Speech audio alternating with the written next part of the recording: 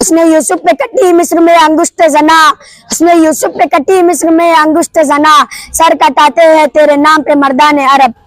اب میرے محفل اور میرے ساتھیوں، آج کی میری تقریر کا عنوان ہے سیرت النبی صلی اللہ علیہ وسلم۔ سب سے پہلے میں خدا کا شکر گزار ہوں کہ جس نے مجھے یہ سنہرے موقع سے نوازا۔ حاضرین محترم، میرے جیسا کم علم اور کم فہم طالب علم بھلا اس عظیم ہستی کی شان کے بارے میں کیا گفتگو کر سکتا ہے کہ جس کی عظمت خالق کائنات کی زبان قدرت سے یوں ادا ہوئی۔ وَرَفَعْنَا لَكَ ذِكْرَكَ، کسی مقام پر فرمایا اِنَّا أَعْطَيْنَاكَ الْكَوْثَرَ، تو کہیں یا ایھا المزمل اور یا ایھا المدثر کہہ کر خطاب فرمائی۔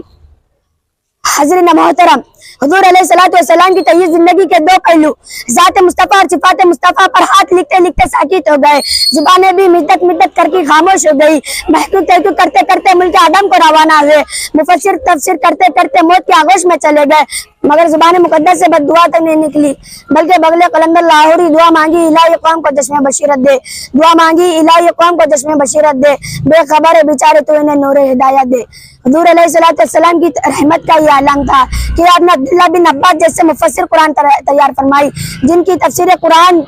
دنیا قیامت سے استفادہ کرتی رہے گی، اور باسیہ جرنیل ایسے سپاہ سالار تیار فرمائے کہ زمانہ جنہیں خالد بن ولید کے نام سے جانتا تھا، سچائی کی تربیت کی تو صدیق اکبر بنا دیا، عدل کے درس دیا تو فاروق اعظم بنا دیا، سخاوت کی نگاہ اٹھائی تو عثمان غنی بنا دیا، اور مکتب شجاعت میں علی شیر خدا بنا دیا۔ جناب صدر، ایک مومن اور ایک مسلمان کے لیے، ایک گلما گول کے لیے نبی کریم صلی اللہ علیہ وسلم کے ذات گرامی ہر لحاظ سے مرکز و محور ہے۔ حضور علیہ السلام کی تعلیمات اور سیرت کی روشنی میں حاضرین کو ایک پیغام دے کر اجازت چاہوں گا کہ محبت کی نظر اہل وفا کی شان پیدا کر، کہ محبت کی نظر اہل وفا کی شان پیدا کر، بلندی اور پستی کی ذرا پہچان پیدا کر۔ دماغ و دل کی اکثر قوت بنا رہی اب تک، دماغ و دل کی قوت اکثر بنا رہی اب تک، اب کوئی ان کے ابھرنے کا سامان پیدا کر۔ آج بڑی خوشی کا موقع ہے کہ آج رحمانیہ لائف انسٹیٹیوٹ کے طلباء نے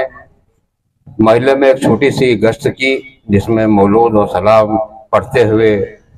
اور کارنر پر کارنر میٹنگیں لیتے ہوئے اس جلوس کے اختتام کے موقع پر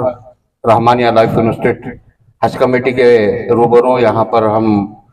کھڑے ہیں۔ تمام طلباء اور آج کے مہمان خصوصی اور تمام علماء کا میں شکریہ ادا کرتا ہوں۔